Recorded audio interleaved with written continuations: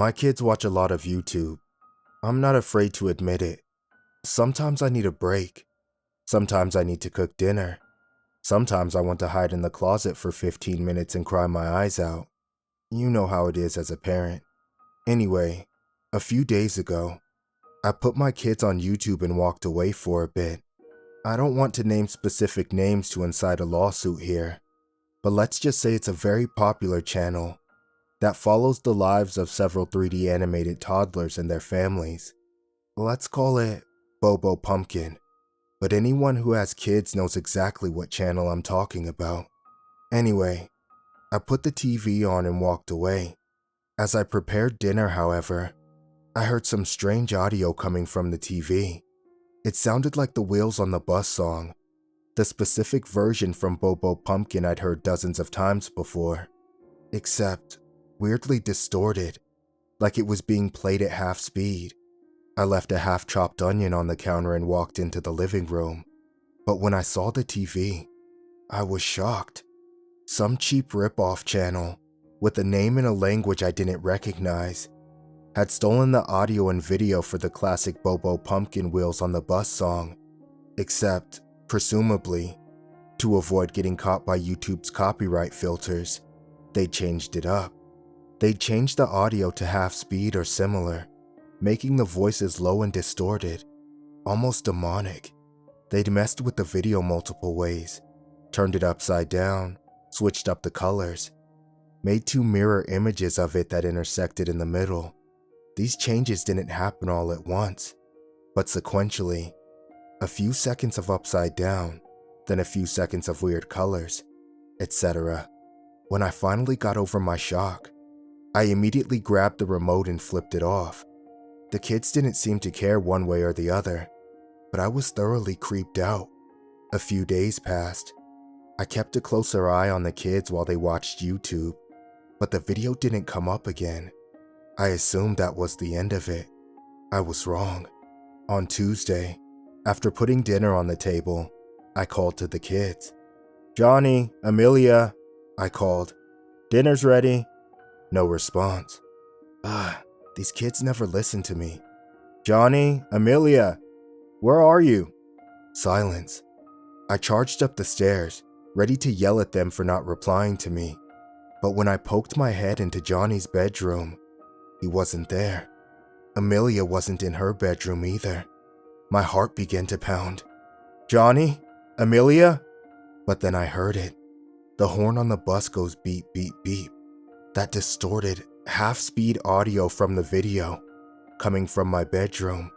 I burst into my room, and sure enough, I found them both sitting on my bed, watching that cursed video on my TV. "Johnny, Amelia." They didn't move. They just stared at the screen, eyes glassy, bright colors flashing over their faces, almost like they were hypnotized. I grabbed the remote and turned the TV off. They slowly turned towards me, sleepy almost, like they were just waking up. "Didn't you guys hear me?" I asked. Amelia shook her head. Johnny just stared. Come on, dinner's ready." But as we sat down to eat, a horrible feeling grew in the pit of my stomach. That night, after the kids went to sleep, I uninstalled the YouTube app from both TVs. There was plenty to watch on Disney+, and there was even that new Bobo Pumpkin show on Netflix. They'd just have to live without it for a while. After cleaning up downstairs and locking up, I took a bath. I sunk into the warm water, taking deep breaths, entering relaxation mode. But only 10 minutes later, I heard something coming from the other side of the door. Music. I strained my ears, listening. It was muffled enough that I couldn't make out the singing, but from the pitch, I knew exactly what it was. I got out of the tub, wrapped a towel around myself, and burst into the bedroom. The horn on the bus goes beep, beep, beep. I ran over to my phone charging on the nightstand. Sure enough, it had YouTube open and was playing that video. I stared in horror as the blue-skinned bus driver slapped his hands on the horn. I grabbed the phone and turned it off. It must have went off by accident. Emerald must have tapped the phone. and they've been watching that video so much, it was probably right on my feed. Our cat Emerald wasn't in my room now, but the door was ajar. She could have gotten in, played with my phone, and accidentally opened YouTube, right? It was really unlikely, but I told myself those lies anyway. I couldn't go down that path, spiral into fear. I'd done it too many times as a single parent. Heard a noise in the middle of the night, found a stray footprint in the yard, saw someone I didn't recognize walking down the street, glancing at my house, freaking out every time. I was not going to lose my shit over some Bobo Pumpkin video of all things. I dried off, got into my pajamas, and checked the kids. Then I turned off my phone, put on airplane mode so it didn't have any internet access, and went to sleep. I woke up in the middle of the night. I grabbed my phone off the nightstand and glanced at the time, 3:17 a.m. I got up and used the bathroom. Then I decided to take a quick look at the kids. I'd check on them sometimes just to make sure everything was okay. As soon as I got into the hallway though, I saw something was terribly wrong. Both of their doors were open. My heart began to pound. Johnny? Amelia? I ran to their rooms. Their beds were empty. Oh no. No, no, no. I ran down the stairs. Johnny? Amelia? I screamed.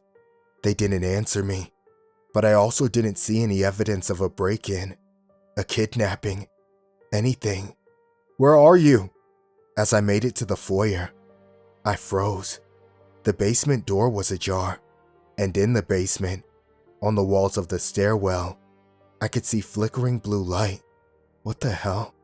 Our basement wasn't finished, but we did have a few things down there. An old sofa, some boxes of toys, an old TV with the Nintendo 64 and Super Nintendo that we sometimes played. Johnny and Amelia liked to play down there. Maybe they got up in the middle of the night, couldn't sleep, and went down there to play. I opened the door and stepped down onto the first step. The wood creaked underneath me. Johnny? Amelia? I called. Nothing.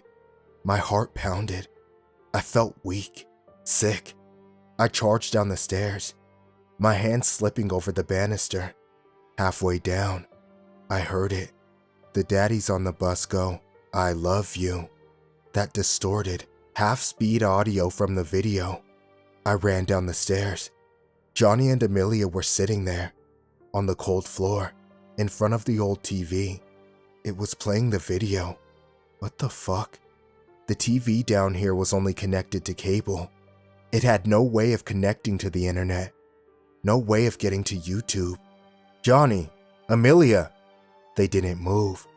I watched in horror as the upside-down daddy gave his son a hug, and then the video flipped back up, and their skin turned bluish-green.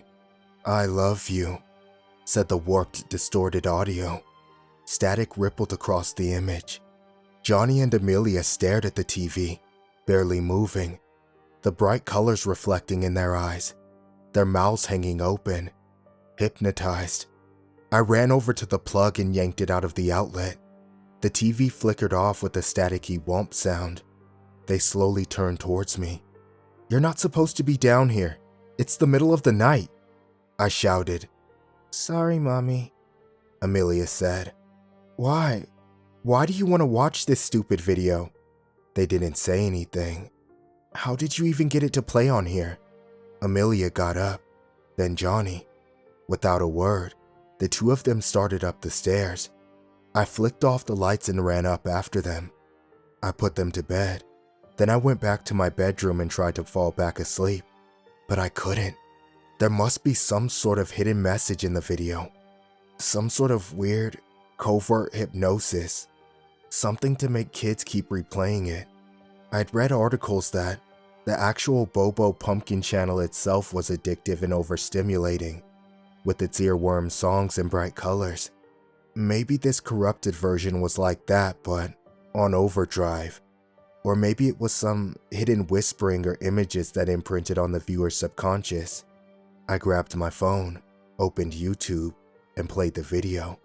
I studied it, staring at the grainy compression artifacts, the switched colors, the smiling 3D family with their oversized heads and perfect smiles.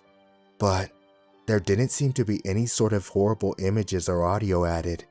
The song had been slowed down, and the video had been edited to be upside down, color swapped, all kinds of things like that, but nothing stuck out as sinister. After 5 minutes, I turned the phone off and went to sleep. I hoped that would be the end of it.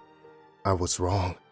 In the morning, while the kids were still sleeping, I unplugged all the TVs.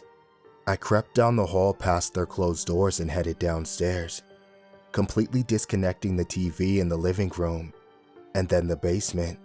They couldn't watch that stupid video anymore, but unfortunately, the damage had already been done. I heated up their breakfast and called for them. "Johnny, Amelia." They didn't come downstairs. Calling them down from bed only worked about half the time under normal circumstances, and they were probably super tired this morning. I started up the stairs to wake them up for school, but when I opened their doors, my heart dropped through the floor. Amelia was lying there in her bed, but she wasn't asleep. Her eyes were open. She was staring straight up at the ceiling, her pupils jittering back and forth, as if she were watching something. "Amelia!" I screamed. I grabbed her shoulders, gently shook her. "Amelia?" Nothing. When I burst into Johnny's room, it was the same thing. He was lying there on his side, with his eyes open, staring straight at the wall, his pupils moving slightly back and forth, as if he were watching something projected on the blank wall. "Johnny! Johnny!" It's been 5 hours now. I took them to the ER. The doctors have no idea what's wrong with them. They haven't spoken. They've barely even blinked. They've just been staring straight ahead, eyes jittering as if they're watching some invisible video I can't see. And just a few minutes ago, for the first time today, Amelia made a noise. As she lay on the hospital bed next to her brother, she was humming a slowed down version of Wheels on the Bus.